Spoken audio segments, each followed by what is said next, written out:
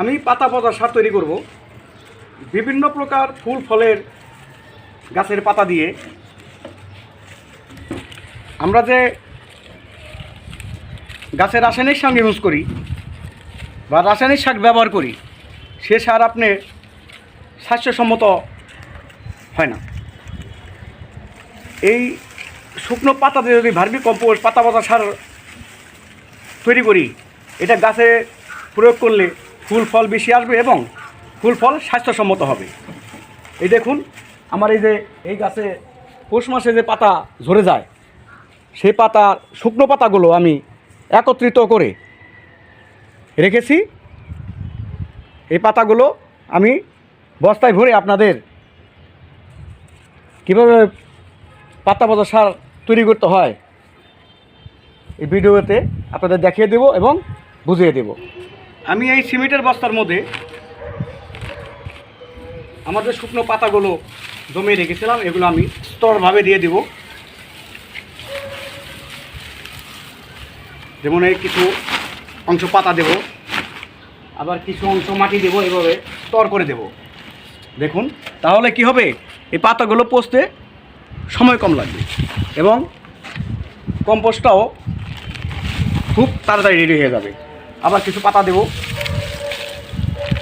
দেখুন, এইভাবে যদি আপনি পাতা পচা সার তৈরি করেন, খুব সহজে তৈরি করতে পারবেন।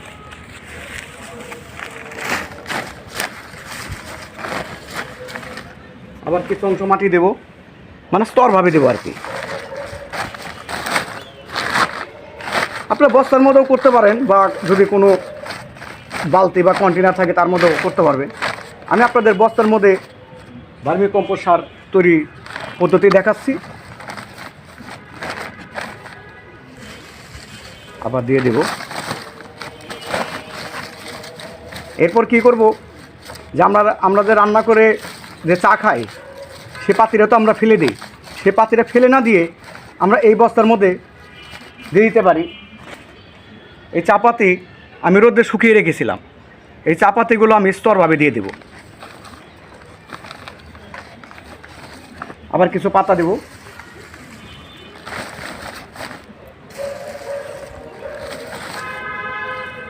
আর বাকি যে চা পাতিগুলো ছিল সবগুলো আমি দিয়ে দেব।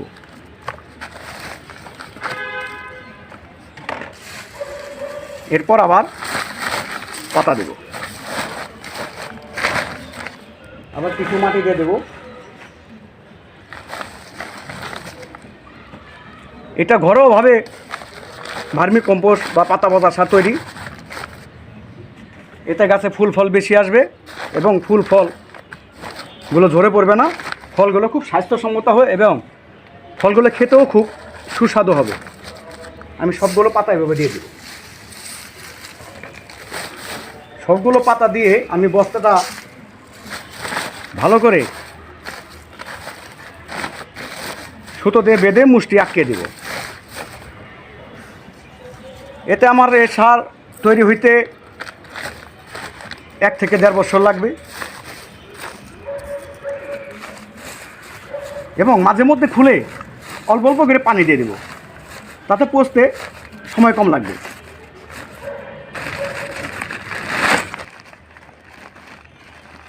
এখন আমি বস্তাটা বেঁধে ছাওয়ার সামনে রেখে দেব। তাদের বলেছিলাম যে মাঝে মধ্যে খুলে পানি দিতে হবে। আমি পানি কতটুকু পরিমাণ দিতে হবে আপনাদের দিয়ে আমি দেখাচ্ছি। যদি সরাসরি এভাবে ঢেলে দিই তাহলে যে কোনো এক পাশ দিয়ে পানি পড়ে দিতে পারে, সেজন্য আমি হাত দিয়ে ছিটে আপনাদের দেখাচ্ছি কীভাবে দিতে হবে, যাতে পুরোটাই ভিজে পানিটা ভিতরে থাকে।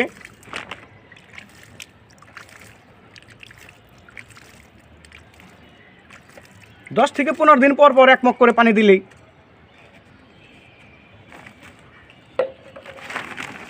পাতাগুলো খুব সহজে পচে যাবে। আবার মুখ ভালো করে আবার বদ্ধ করে রেখে দেব।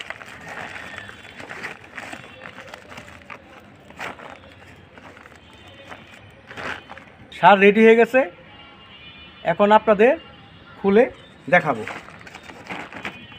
দেখব পাতাগুলো পচে কত ভার্মি কম্পোস্টে পরিণত হয়েছে দেখুন।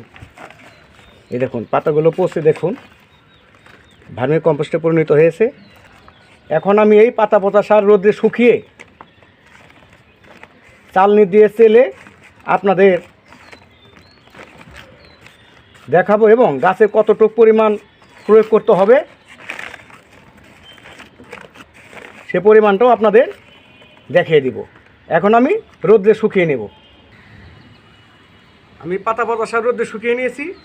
এগুলো চেলে এখন আমি যে গুঁড়োগুলো হয়েছে সেগুলো আমি বের করে নেব।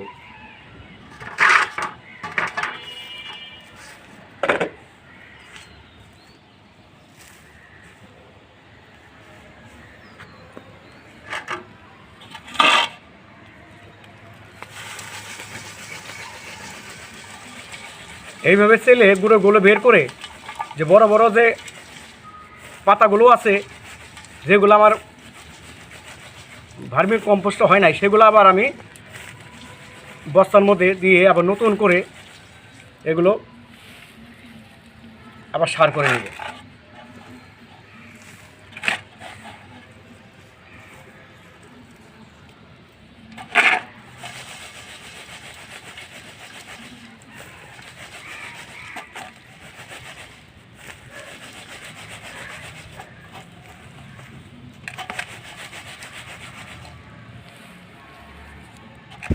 আমার চালা শেষ হয়ে গেছে দেখুন এরকম ঝরঝরে হয়ে যাবে। এই পাতা পচা সার আপনি যে কোনো গাছে আপনি ব্যবহার করতে পারবেন। দেখুন কত সুন্দর পাতাগুলো পচে কত সুন্দর ভার্মি কম্পোস্টে পরিণত হয়েছে। এই দেখুন আমার লেবু গাছ, এটা হচ্ছে আমার 12 মাসি লেবু গাছ। এই গাছে কতটুকু পরিমাণ আমার পাতা পচা ভার্মি কম্পোস্ট দিতে হবে আমি আপনাদের দেখিয়ে দেবো। প্রথমে আমি এই টবের চারিদিক দিয়ে মাটিটা ভালো করে আলগা করে নেব, নিয়ে মাটি চারপাশ থেকে উঠিয়ে নিতে হবে।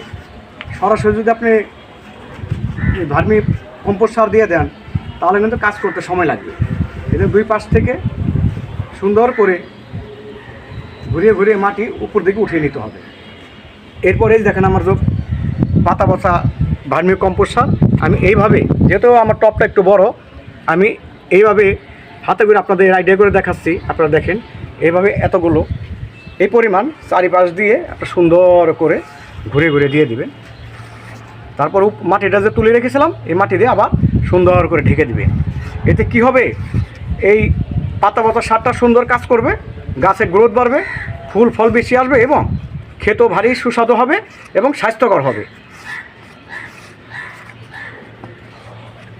এটা হলো বড় টবে আপনাকে দেখেছি, আমি এখন আপনাদের একটা ছোটো টবে দেখাবো। এটা হচ্ছে আমার সেই 12 মাসি লেবু গাছের অংশ। এটা তো ছোটো টব। ছোটো টবে আপনার কতটুকু পরিমাণ দিতে হবে, ছোটো টবে একই হিসাব, দুই পাশ চার পাশ দিয়ে মাটি ভালো করে আলগা করে নিতে হবে। এরপর সুন্দর করে হাত দিয়ে উঠিয়ে নিতে হবে।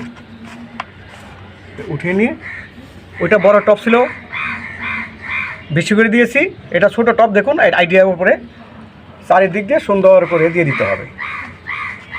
দিয়ে মাটিটা আছে মাটিটাতে ঢেকে দিতে হবে। এইভাবে পরিমাণ করে যে কোনো গাছে আপনি দিতে পারেন, এই সারের কোনো নিয়ম বাধা নেই। আপনি ফুল ফল যে কোনো গাছে আপনি প্রয়োগ করতে পারেন, এতে ফুল ফল বেশি আসবে এবং ফুলও ধরবে না, ফলও সুস্বাদু হবে এবং ভারী পুষ্টি থাকবে, খেতেও ভারী স্বাদ হবে।